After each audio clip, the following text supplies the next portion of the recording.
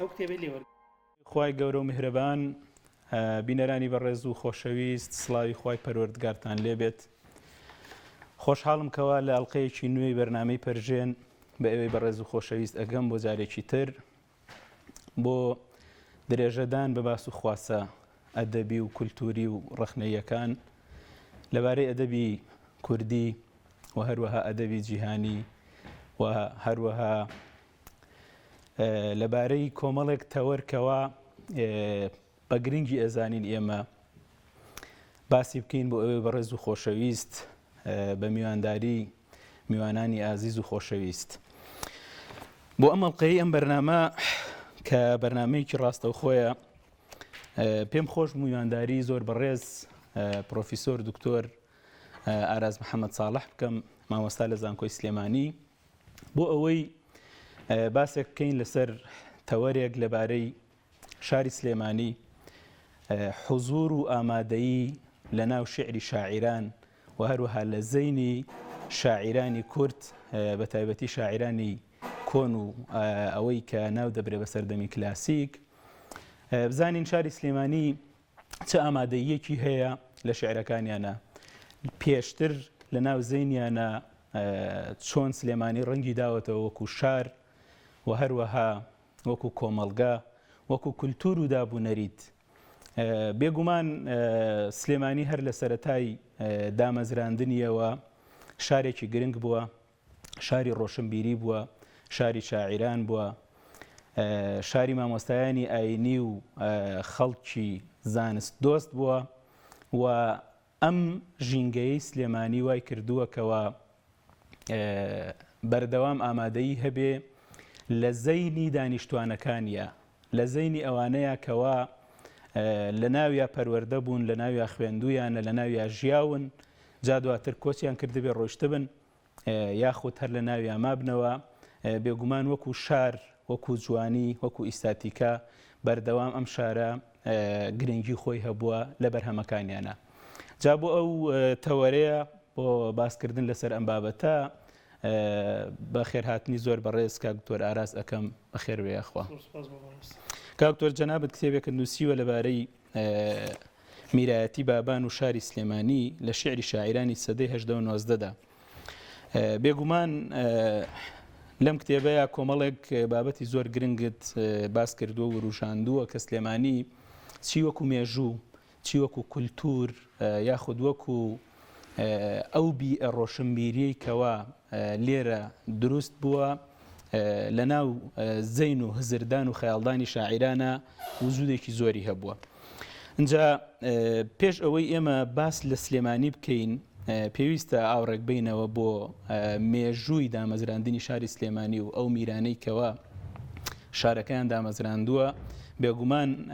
ئەمان توانیویانە ئەو ژینگەیە لە ناو شاری سلێمانیە فەراهەمکەن چی بە دروستکردنی شارەکە یاخود بە دروستکردنی مزگەوت و حوجرە و یارمەتیدانی ئەو کەسانی کەوا بە کای ڕۆشنبیریەوە خەریکن گرنگیان هەبوو. ئەنجام بیرەکانی بابان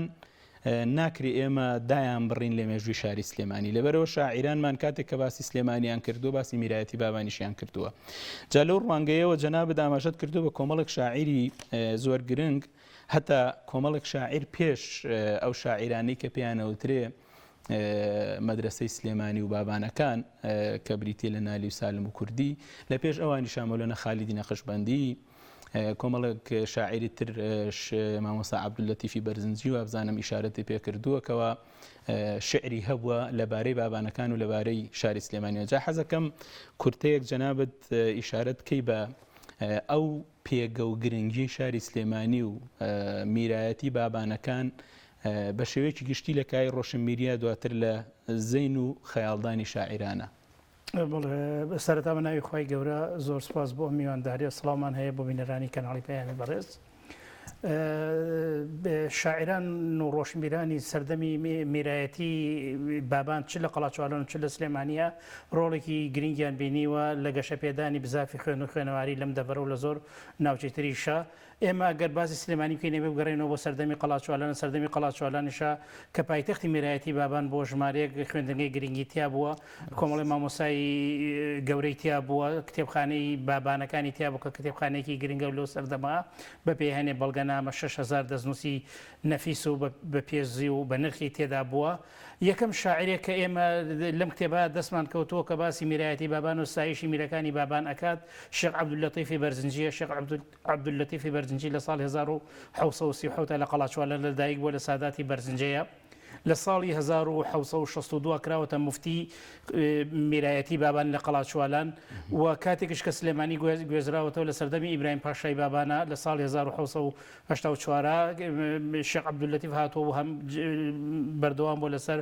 پۆستی ئیفتاکەی و لە تا ساڵی 1970 لە ژیانە بووە لە دەستنووسەکانی خۆیان کە ئاماژەی پێیەکا کۆمەڵێ کتێبی دەستنووسی هەیە بەڵام مەخابن تایسە چاپ نەکراون. لە یەکێک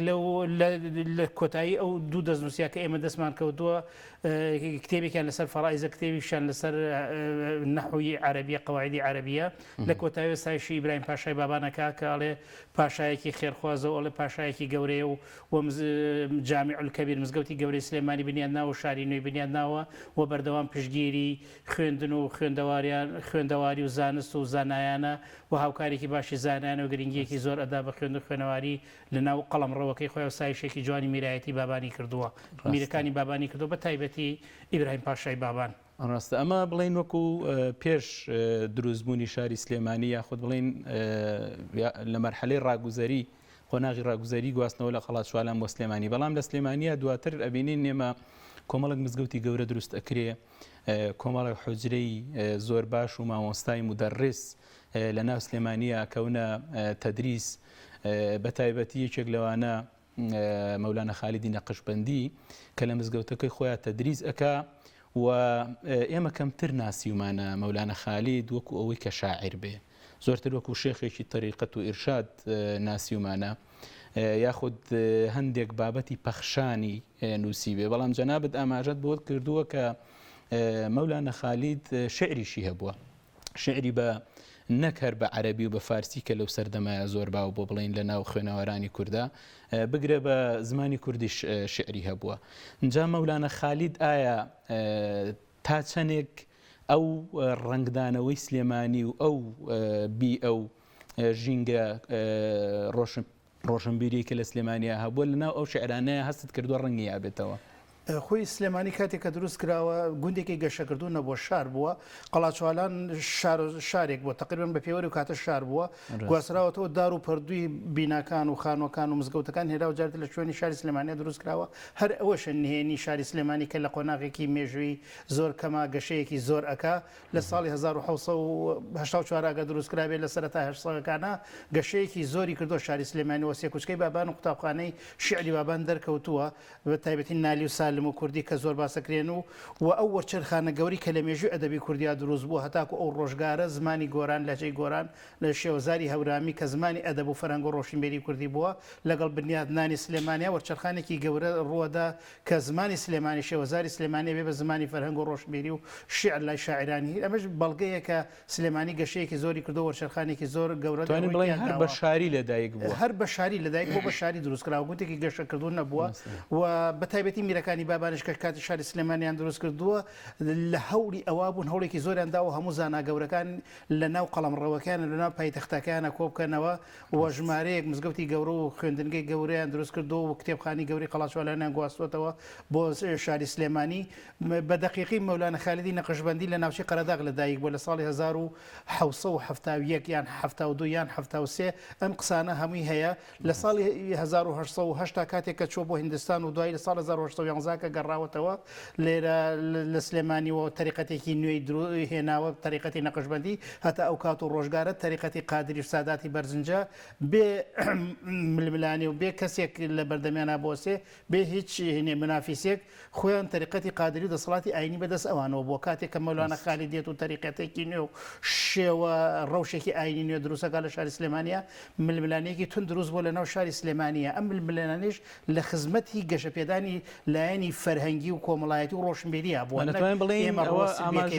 بەڵێ ئاماژەیە کە بۆ زیندوێتی خەڵکی سلێمانی بڵێن ژینگەی ڕۆشنبیری ناو سلێمانی کە ئەو جۆرە ینی هەر یەکێک لە منسوبانی ئەو تەریقەتانە بە جۆرێکی باش لە تەریقەکەی تێگەیشتووە بۆیە هاتووە کەوتۆتە ململانێ و محاجەجە و ڕێی هێنانەوە بەڵگەهێنانەوە سلێمانی لە ڕۆژێک دروست کراوە شوێنی ململانێ بۆ شوێنی ئەفکاری جیاواز بۆ شوێنی بیرکردنەوەی جیاواز بووە ئەمەش نەوعەنما بەڵگەی لەسەر زیینوێتی خەڵکی سلێمانی عادەتەن کۆمەڵگەی وەستا و کۆمەڵگەی داخرا هیچ جوڵەیەکی تیان نییە هەر ئەو چۆن سائیدە ئەڕات و هیچ گۆڕانکاری ڕوونادا بەڵام کۆمەڵی زیندوو دائیمەن ململانێ و سیراع و هینی فکریتی هەیە بەڵگەی لەسەر هۆشیاری خەڵکی ئەو ناوچەیەتە سلێمانی بیان هەر شوێنێکی تر بێت کە جوڵەی تیا بوو ململانێتیا بوو ئەو خەڵکانێکی زیندون توانای بیرکردنەوەیان هەیە بەڵام ئەگەر هەمان وەک یەک بیرکەینەوە کەسمان بیر ناکەینەوە هیچ ململانی دروست نابێن مەولانە خالیدی نەقشبەندی دوای کێشە و ملمانەی دروست بێت لەگەڵ تەریقەتی قادری و ئەمانە ئەڕات بۆ بەغاو دوای لە ساڵی 1940 کاتێک کە محمود پاشای بابان کە لە دوای عەبدوڕەحمان هاتووە کە سەردانی بەغا کاو کاتێک داواکان مەولانە خالیدە گەڕێتەوە لە ساڵ 1816 خانەقای مەولانە خالیدی بۆ دروستەکە و ئیتر ئەبێ بە واقعێک ئەم ململانیە ئەم ڕەوشە دینیە تازە ئەم گۆڕانکاری کە لە دەڤەری سلێمانی و سنووری قەڵمڕۆی بابانە ڕوویاوە و ئەگەر سیر بکەی سێکوچکەی بابان هەمویان سەر بە خانەقای مەولانە خالید و سەر بە خانەقای یعنی نەقشبەندی تەکیە یعنی قادریەکان و ڕنگدانەوەیەکی زۆریشی هەیە لە ناو شیعرەکانیە و جێپەنجەی شعری مەولانە خالیدی نەقشبەندی لە ناو دیوانی سالم و نالی و کوردیا بە زەقی دیارە پێش ئەوان یەکەم کەس کە مەولانە خالید شعری بە تعبیری ئەمڕۆ نیشتمانی باسی بەکرەجە و باسی سەرچنار و باسی من دووری یار و دیارم کە دیار بە معنای نیشتمان و دوور لە هێناوە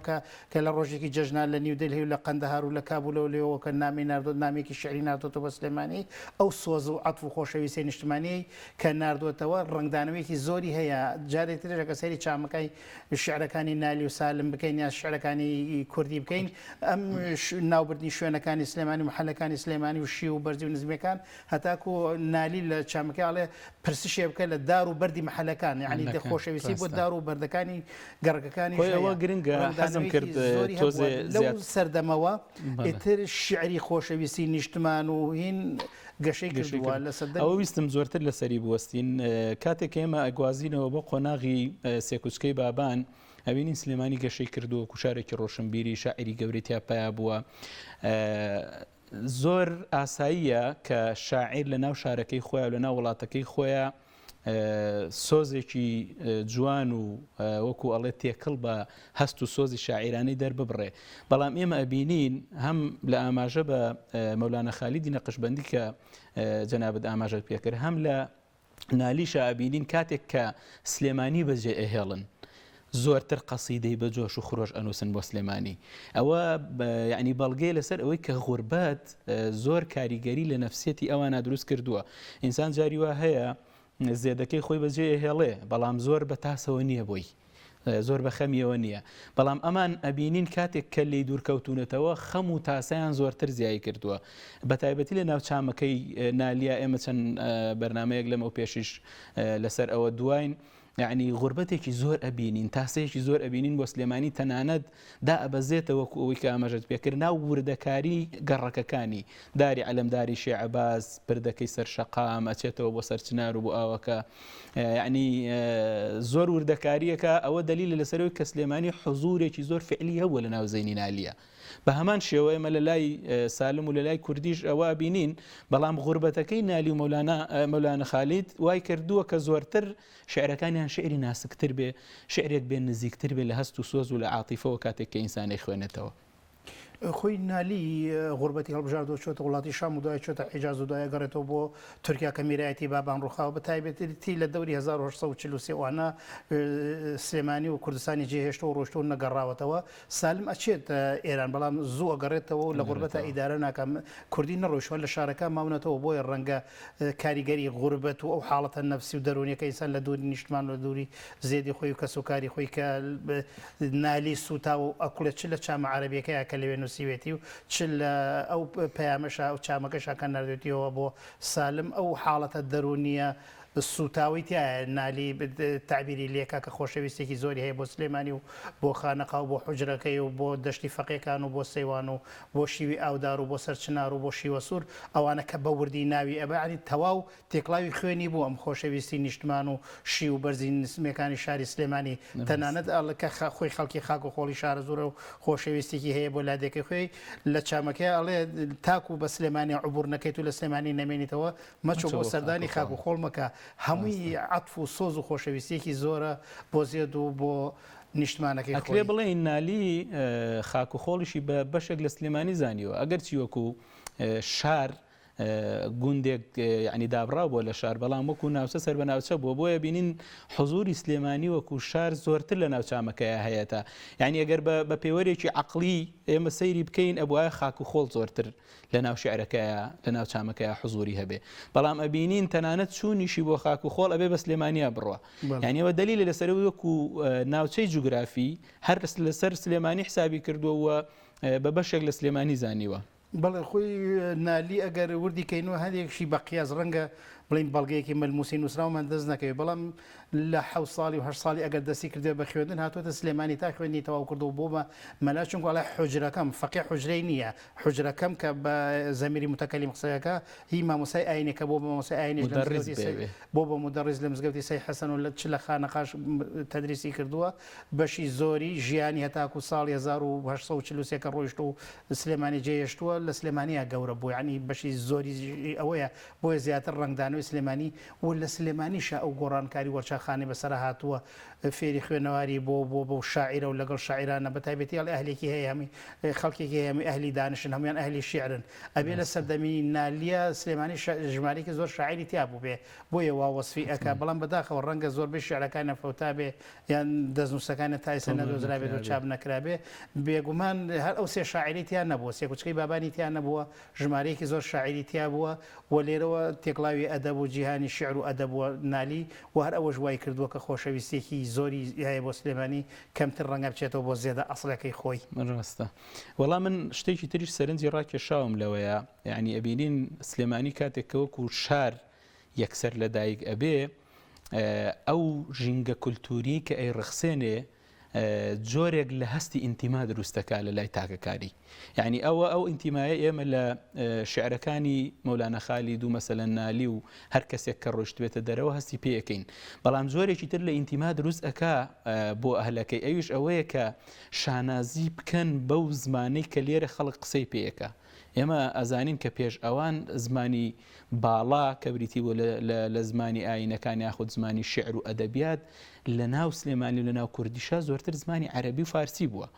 لەبەر وەکو کولتور زۆرتر ئەو بڵاوە بەڵام کاتێک ئەبینین سلێمانی گەشەکە خەڵک تایە ئەخوێنێت تایە پەروەردە ئەبێ ئەو زمانەی کە زمانی کوردیە و زمانی قسەکردنی خەڵکی ئەو شوێنەیە ئەبێتە زمانێکی باڵا و زمانێکی ئەدەبیات نەک هەر ئەوە نالی ینی شانازیشی پێوە کە ئەم خۆی نالیڵە کەس بە ئەلفاظم نەڵێ خۆ کوردیە و خۆ کردیە هەر کەسێ نادان نەبێ خۆی تاریمانەکە ئەمە گەشەکردنێکی زۆر گەورەیە بە تایبەتی لەو ڕۆژگارە کە شانازیکردین بە زمانی کوردی و کە ڕۆژێ لە ڕۆژان دێرەک زمانی کوردی لە هیچ حجرە و مەدرسەیەکی دینیان نەخوێنەوە باز نەکراوە تەنانەت ئەوانی کە شعریان بە کوردی و تووتیان ئەمانە شاعری میلین قوتیان بەسەر فارسی و عەربیان ناشکێ بۆیە بە کوردی شیعر ئەڵێن بەڵام نالی ئەو قۆناغی تێپەڕانووە کە زمانی کوردی زمانی شیعر زمانی فەرهەنگە زمانی خەڵکی سەردەسە و دەسەبژێرە بۆیە لە کەس بە ئەلفاظم نەڵێ خۆ کوردی و خۆ کردیە ینی شتێکی میلیە و ئەوانە هەر کەسێ نادان نەبێ تۆ وەرە سەیری معنا و ڕۆ بەلاغی و هینەکەی کە لە شوێنێکی تر کەس نە لە زمانی کوردی کەچە و توانای بەلاغ و ڕانبێژی و وێنەی شعری زەعیفە ناتوانێت شعری بەرزی پێ بۆنرێتەوە وانە زمانی کوردی ئەتوانی لە ئاسی زمانی فارسی و عەرەبی توانی جوانترین چام و جوانترین دیارە شعری پێ بنووسێت و ئیسپاتیشی کردووە نالی لەش دیوانی نالی هەموو دێڕێکی بەڵگەیە لەسەر گەورەی زمانی کوردی و لەسەر گەورەی شعرەکانی نالی. خاڵێکی تر کە پێویستە ئاماژەی پێ بکەین لە هەر شوێنێکە دەسەڵاتێکی سیاسی بەهێزی چاک هەبوو ڕۆشنبێری گەشەکە ئابووری گەشەکە خەڵک ئینتیمای بۆ نیشتمان بەهێزە بێ بۆچی خەڵک هەمووی لە نیشتمان ڕاکە دەسەڵاتەکەی بەدڵ نییە عەدالەت نییە دادگەری نییە ستایشکردنی دەسەڵات لەلایەن نالی و سالم و کوردی و هەندێک شاعری تریشەوە بەڵگەیە کە ئەو دەسەڵاتی ئەو کاتە لە خزمەتی میلەت و لە خزمەتی نیشتمانە بووە ئیتر لەگەڵ هەموو کەم و کوڕێکانە کە شەڕی ناوخۆیان کردو ڕۆم و عەجەمیان هێناوە لەگەڵ هەموو ئەوانشا پشتگیریەکی بەهێزی هین بوون ئەینا قەت ئەگەر دەسەڵاتێکی بەهێز نەبێ ئابووری و ڕۆشنبیری و فەرهەنگ گەشە ناکات لەگەڵ دەسەڵاتێکی بەهێزە گەشەکە. ئەو خاڵە زۆر گرنگە بە تایبەتی ئەگەر ئێمە سەیرکەین ئەمان لە غوربەت و لە تاراوگەوە هاتون ستایشیان کردووە. یعنی ئەگەر لێرە سەرکوتکردن هەبوو بێ یاخود بڵین ئەمان هەستیان بە جۆرێک لە ئینتیمان نەکرد بێ بۆ شارەکەیان و بۆ ئەو دەسەڵاتە سیاسی کە باست کرد کاتێک کە ڕۆیشتۆ بۆ تاراوگە لەوانەیە بە شێوەیەکی خراپتر بکەوتایەتە دژایەتیکردنی قسە پێوتنی بەڵام لە تاراوگەوە ئێمە ئەبینین ئەمان جارێکی تر ئەگەڕێنەوە بۆ ناو سلێمانی. یعنی ئەو ئینتیمایی کە باسم کرد زۆر گرنگە کە دەسەڵاتی سیاسی بە دەرەجەی یەک لەو سەردەمەی خۆیان لێی بەرپرسیارە ئەویش ئەوەیە کە کولتوری ئەو ناوچەیە و ئەو وڵاتە ببێتە کولتورێک خەڵک ئینتیمای بۆی هەبێ لە هەر شوێنێکی ئەم دنیاە بێ بۆی بگەڕێتەوە ستایشی بکە نەک ئەوەی کە دژایەتی بکە و ئاواتە خواز بێ مەسەلەن نەمێنێن. جا ئەو ڕۆیە کە ئەم شاعیرانی کە پێیان وتراوە سێکوسکەی بابان جۆرێک لە ئینتیمایان بۆ دروست بووە بەهۆی بوونی شاری سلێمانی و بەهۆی ئەو کولتورەی کە لە ناو خەڵکا لێرە بووە ئینتیمایان بۆ زمانیش بۆ دروست بووە وایان لێ هاتووە کە ئەوان زمانەکەی خۆیانیان لە زمانی ڕۆم و عەجەم و عەرەب پێ باشتر بێ ئەگەرچی ئەوە زمانی وەکوڵێ دامەزراوەی سەقافی و کولتوری ئەو سەردەمەی خۆیان بوو بێ. جا ئەوە ئەگەر بۆ شاعیرانی بڵین سێکوچکەی بابانی ناو شاری سلێمانی ئەوە لەوانەیە هەندێک بڵێن شتێکی ئاساییە لەبەرەوەی لەوێک گەشەیان کردو لەوێ پەروەردە بوون بەڵام جەنابەت لەم کتێبە تا باست لە کۆمەڵێک شاعیری تر کردووە کە لە ئەسڵا منتەمی نین بۆ سلێمانی وەکو شار بەڵام هاتوون ستایشی سلێمانی و شاعیران و دەسەڵات تەنانەت دەسەڵاتدارانی سلێمانیشیان کردووە. مەسەلەن یەکێک لەوانە حاجی قادری کۆیی حاجی قادری کۆیە ومان نەزانین کە لە کۆیە بۆ و یعنی لەوانەیە وەکو ژیان لە ناو سلێمانیشان نەژیا بێ بەڵام کۆمەڵێک ئاماژە لە ناو شیعرەکانیان هەیە کە جاریوا هەیە شاعیرەکانی سلێمانی بە شاعری باش ناو ئەبا وەکو نالی وەکو هەندێک شاعری تر جاریوا هەیە دەسەڵاتدارەکان بە دەسەڵاتداری باش ناو ئەبا کە لێرە حکومیان کردووە. من حەزەکەم ئاماژەیەک بەم پارچە شیعرە بکەم کە حاجی قادری کۆییە کە لە ئەستەمبوڵ کوردێکی بینیوە هەر بە هەیئەت و شکل و شێوەیە زانیوێتی ئەمە کووردە ئەو جۆرە لیقاو بە یەک گەیشتنی لەگەڵ ئەو کوردەیە هاتووە تۆمار کردووە بۆ ئەوەی شتێکی ترمان پێ بڵێ لە پشتیەوە ئەڵێ لە ڕۆما مەبەستی کە ڕۆم یعنی ئەستەمبوڵ زۆرتر ئەو کاتە ئەو بەرەپێ بەڵێ عوسمانی پێیانوترە دەوڵەتی ڕۆم لە ڕۆما کەوتە بەرچاوم کەسێکی هائیم و حەیران بە هەیئەت تێگەیم کووردە بە شێوە ئەهلی کوردستان کە چوومە خدمەتی پرسیم برادەر خەڵکی کام جێگای لە کام لا هاتووی گریا گوتی بابان گوتم بابان دڵم داوە گوتم باوکە هەمومان بێ کەسین لێرە چقەو ماوە گەلێ حەیفە مەگرێ هەروەکو باران گوتی بۆ غوربەت و ڕووتی نییە ئەفغان و هاوارم لە داخی حاکمی خۆمە لە شان و شەوکەتی تورکان. جا ئەمەوێ لەسەر ئەوە بۆستی جەنابەت ئەمە ڕاستە تۆمارکردنی چیرۆکێکە کە حاجی قادر بە کوردێک گەیشتووە لێ بەڵام لە پشتی ئەم چیرۆکە و ئەم قەسیدەوە کۆمەڵێک ڕەهەندی نیشتیمانی و کولتوری و تەنانەت سیاسیش هەیە کە ئەوان لە ناو پایتەختی دەوڵەتی تورک بە یەک گەیشتون بەڵام ئەبینی زەممی ئەو دەوڵەتەکەن لەبەرەوەی لەسەر دەستی ئەوان میرنیشنە کوردەکان کۆتایی پێ هاتووە. خۆی حاجی قادر لە چەند شوێنێک تێژە ئاماژە بەوە کا بە تایبەتی لە دێڕە شیعرێکە ئاماژە بەوە کا تا سەردەمی کۆر و لاڵ بوو وەزعی کوردستان زۆر باش بوو شریعەت پایەدار بوو خوێندەواری لە گەشەیەکی باشا بوو مەبەستی عەبدوڕەحمان پاشای بابان و پاشای کۆرەی ڕەواندزیە کە ئەو دەورەشی بینیەوە حاجی قادری کۆیە و بە چاوی خۆی ڕوخاندی دەوڵەتی میرایەتی بابان و میرایەتی سۆرانی بینیوە وە کاتێکش کە تقریبا لە ساڵی 1964 کە ڕۆیشتۆتە ئەستەمبول ئەوانە ئیتر کۆتایی هاتووە بە میرایەتی کوردیەکان هەمویان بابان و سۆرانوانە لە 1950 کە بابان بە تەواوی تر نەماوە و خەڵکێکی زۆر بە تایبەتی نخبە ڕۆشنبیرەکەی هەمویان ڕویان کردوتە شارە گەورەکان وەکو بەغداد وەکو ئەستەمبولی ئەو کاتە و بە ژمارێکی زۆریان چوونەتە ئەستەمبولی حاجی قادر خۆیەکێکە لەوانە کایتر نەگەڕاوەتەوە کوردستان و لەوێ ژیانی بەسەر بردووە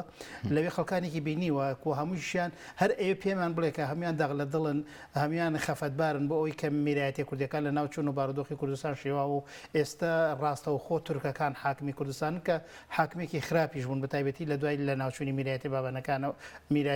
میرایەتی بابان و میرایەتی سۆران و میرایەتەکانتەوە حاکمێکی خراپ بوون دەسەڵاتێکی لاوازیان هەبوو ئەمە شوای کردووە کە دەرگای کردوەوە بۆ جەردەی و بۆ ڕاوڕوت و بۆ ئەو جۆرەشتانە کە بارودۆخی کوردستان تێکچووە لەوێ ئەوانی کە لە ئەستەمبول بوون ئەسەفیان کێشاوە بۆ ئەو بارودۆخی پێشووتر کە لە سەردەمی میرەکانی بابان و سۆرانە بوو و دواتر کە ئەوان لە ناوچوون بارودۆخێکی خراپ لە کوردستان دروست بووە تەنانەت ناریش لە کۆتایی چامەکەی ئاڵێ وەزعی کوردستان باشەیان لە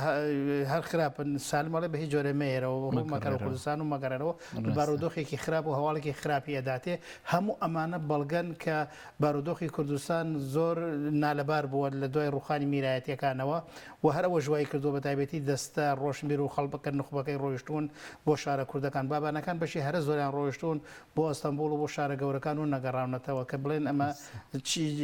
بە تعبیری ئەم ڕۆژە خەڵکە ئەرسۆقرات و خەڵکە دەستە بژێرە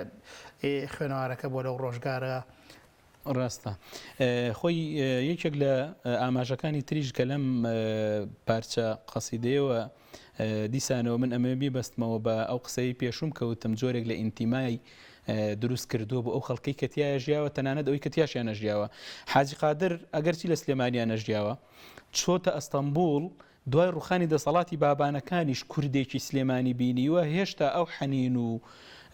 ئەو کۆڵێت تاسە و حەزەی کە بۆ سلێمانی هەی بووە هێشتا هەر لە دەستی نەیاوە هێشتا لەوێ جارێکی ترکە و کووردە ئەبینێ هەم دڵیەداتەوە بەوەی کە پێویست ناکە ئەو خەفەت بخوا بۆ نەمانی دەسەڵاتی بابانەکان و دەسەڵاتی بڵێن کوردەواری لە ناو سلێمانیا هەم وەکو دڵخۆشیەکی خۆشی یعنی دڵێکی خۆشی هاتەوە کە کوردێکی سلێمانی بینیوە جارێکی تر وەکو گەڕانەوەیەک بۆ ڕابردوو یعنی ئەگەڕێتەوە بۆ ئەو خۆشی و ئەو ڕەهەندە مێژوویە جارێکی تر لە زەینە حزوری ئەبێ و ئەگەڕێتەوە یعنی ئەوەش دلیلە لەسەر ئەوەی کە ئەو کاتە ئەو ژینگە ڕۆشنبیری کە لە سلێمانیا هاتوۆتە ئاراوە وای کردووە کە هەرچی کەسێک کە هاتبێتە سلێمانی تیای ژیابێ یاخود بە جۆرێک لە جۆرەکان پەیوەندی لەگەڵا دروست کردبێ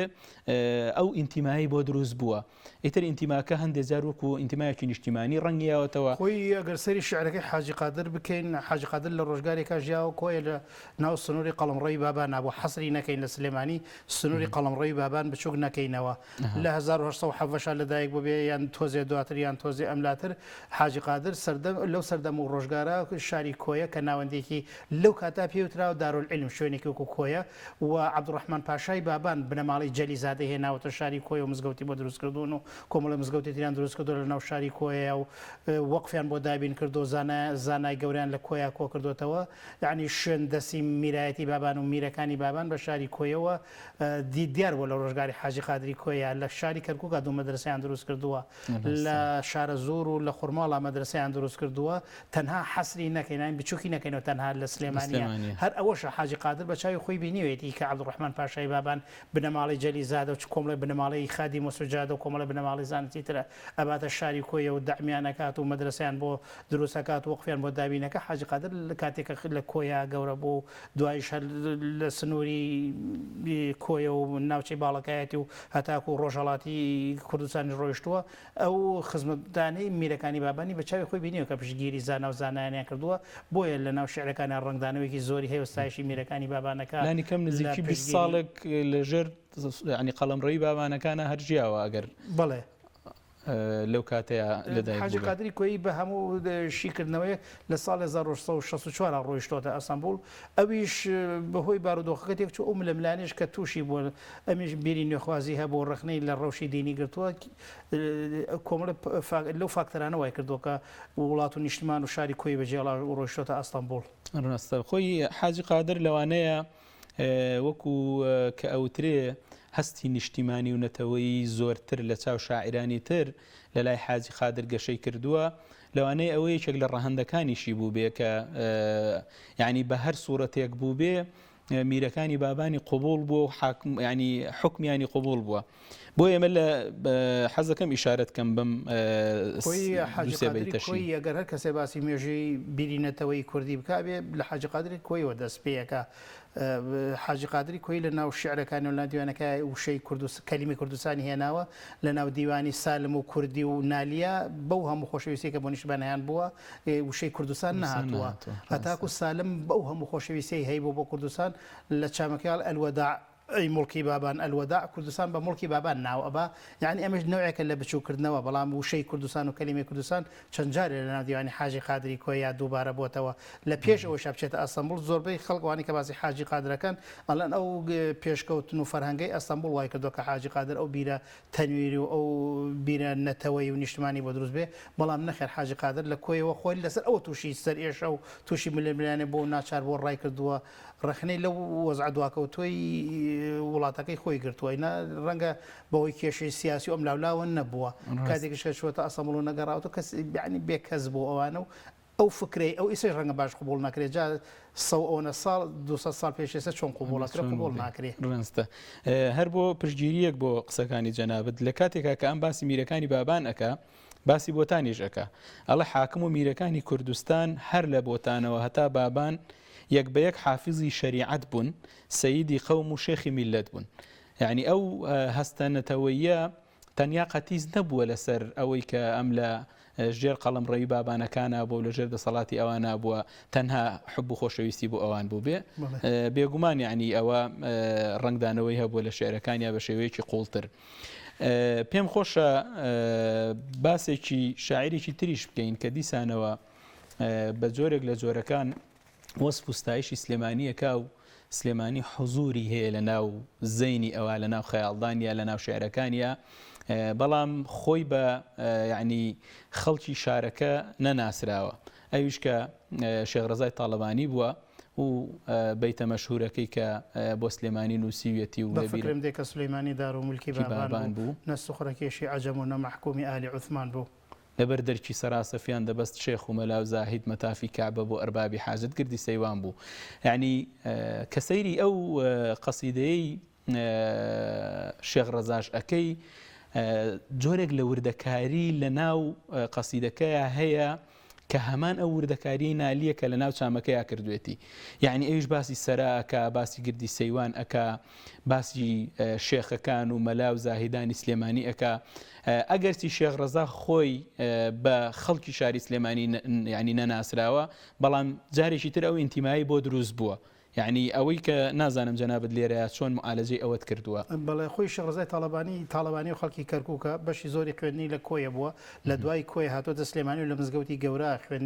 ساڵانی خوێندوێتی و خۆشەویستە خۆی قادرین و سەر بە تەریقی قادرین و مزگەوتی گەورەش یعنی ساداتی بەرزنجە و یعنی مرکزی و مەڵبەندی قادریەکان لەو ڕۆژگارەشا و لە ڕۆژگاری کاک ئەحمەدی شێخی شا بۆ شێخێکی گەورە بووە و خۆشەویستێکی زۆری هەبوو بۆ کاک ئەحمەدی شێخ و بۆ ساداتی بەرزنجە و خۆشەویستێکی هەر بەو مناسبەشش خۆشەویستێکی زۆری هەبوو بە سلێمانی هەر ئەوە وای کردو کە ساڵانێ لێرە بۆ تێکڵاویکەوە لەگەڵ شێخان و لەگەڵ تەریقەتی قادری و بە تایبەتی لەگەڵ پیاوێکی گەورەی و کاک ئەحمەدی شێخە ئەو هەموو خۆشەویستی دەربڕێتە لە دێڕە شعرێکی هەڵێ خۆزگەم بە سەگی دەرگاکەی ئەحمەدی کاکی یعنی ئەو پەڕی خۆشەویستیە و تەقدیس و تعزیمی کاک ئەحمەدی شێخ و شێخان و مزگەوتی گەورە و ئەوانەیە و پەیوەندیەکی بەهێزی شەبوو لەگەڵ سلێمانیە و لەگەڵ هەتاکو ئەچێتە هەڵەبجە و لەگەڵ بەگزادەی جاف و لەگەڵ مەحموود پاشای جاف و وەسمان پاشای جافوانە پەیوەندیەکی بەهێزیە بۆ شێخ ڕەزای تاڵەبانی هەموو ئەمانە وای کردووە کە لە ئەم خۆشەویستی سلێمانی و دەبەری سلێمانی و شێخانی ساداتی بەرزنجە کاک ئەحمەدی شێخوانە ڕنگدانەوەیکی زۆری هەبووە بە تایبەتی ئەو شیعرەشی خۆی ئەوانی کە باسی ژیانی شێخ ڕەزای تاڵەبانی ئەکەن ئەڵێن لە ساڵ 1970 لەدایک بووە. یان ئەگەر ئەوڵێ بە فکرندە سلێمانی دارمولکی بابان بوو نەسوخڕێکێشی عەجەم و نە مححکومی ئالی عوسمان بوو ینی لە ئەوجی قووەت و دەسەڵاتە بۆ میرایەتی بابان لە 1643ەوە تر میرایەتی بابان بە جۆرەکە جۆرەکان کۆتایی هاتو پێچێ شقڕزای تاڵەبانی لەو تاریخە پێشتر لەدایک بوو بێ و نە زووتر لەدایک بۆ چونکم ئەینا تەمەنی 34 ساڵێ ئەو شەوکەت و هەیئەتەی میرەکانی بابانوی نابینی بە تایبەتی باسی دەسەڵاتی هینەکە ئەمەی کە تیپی مۆسیقای عسکەری هینی عسچی پێڵن چی عسکەری کە میر هاتووە و هینیان بۆ لێدا و ئەوانە باسی ئەوە شەکە یعنی لە قوت و دەسەڵات و شەوکەتە بۆ میرایەتی بابان ئەمە ڕێگومان لەسەر لەدایک بوونەکەی ساڵی لەدایک بوونەکەی دروستەکە 1932 بێ یان 37 بێ بە تایبەتی 37 نییە تاکید چونکم لە 43 ئەو شتانە کۆتایی هاتوو دەسەڵات و هەی بە تایبەتی کۆتاییەکانی دەسەڵاتی بابانەکان بۆ زۆر لاواز بوون ئەو کات زۆر لاواز بوون بەڵێ بێ زووتر لەدایک بووبێ و بە تایبەتی ئەوەشی بینیوە کە ئەم هەموو شێخ و فەقێ و زاهید و سۆفیە کە لەبەر دەرگای هینە ڕێز بوون ئەمەش بەڵگەیە کە عنی شاری سلێمانیش خەڵکێکی خوێنەواری زۆری تیا بووە لەو کات و ڕۆژگارە و خۆشەویستیەکی وەلایەکیان هەبووە میرەکانی بابان و میرایەتی بابان کە هەمویان لەوێ لەسەرا ڕیزیان بەستووە و لە ئیستیقبالی میری بابان نبوون. ئەمەوێ لە کۆتایی بەرنامەکە نزیکە بینەوە ئاماژەیەکی کورتیش بکەین دکتۆر بە دروستبوونی ئەو کولتورە ئەو ڕۆشنبیری لە ناو سلێمانیە بەو شێوەیە یعنی ئاسان نییە تۆ شارێک یەکسەر بنیادی بنەی بەڵام یەکسەر ببێتە شارێکی ڕۆشنبیری گەشەکردوو یعنی ڕۆڵی مزگەوت ڕۆڵی حوجرە ڕۆڵی مامۆستایانی ئاینی لە دروستکردنی ئەو کەشەیە ئێمە باسی بابانەکانمان کرد ڕاستە ئەوان زۆر دەستکراوە بوون لەسەر ئەو کەسانی کە گرنگیان داوە بە لایەنە ڕۆشنبیریەکەی سلێمانی جا هەر کەسێک بوو بێ شاعیر بوو بێ مامۆستای ئاینی بوو بێ فەقێ بوو بێ بەڵام ئەبێ ئەوەشمان لە یاد نەچێت کە مزگەوتەکان و حوجرەکان ڕۆڵێکی گرنگیان هەبووە جەناب دوابزام هەر دیراسەیەکی ترە هەیە لەسەر مزگەوتەکانی سلێمانی تەنها ناوەندەیەکە خەڵکی تیا فێری خوێنەواری بۆ تەنها مزگەوت و حوجرە بۆ شوێنێکی تر نەبووە هەتاکو سەرەتای سەدەی بیستەمیش بەڵام کاتێکە باسی ئەم بزافە ڕۆشنبیری و ئەدەبی و شعریەکەن لە شاری سلێمانیە چۆن وە بەم خێرایە گەشەی کرد و پێشکەوت باز زۆر هەر قەتیسیشی نەکەن لە ناو شاری سلێمانی ئێمە کە باسی شاعیرانەکەین و باسی ڕۆشنبیرانەکەین بە تایبەتی لە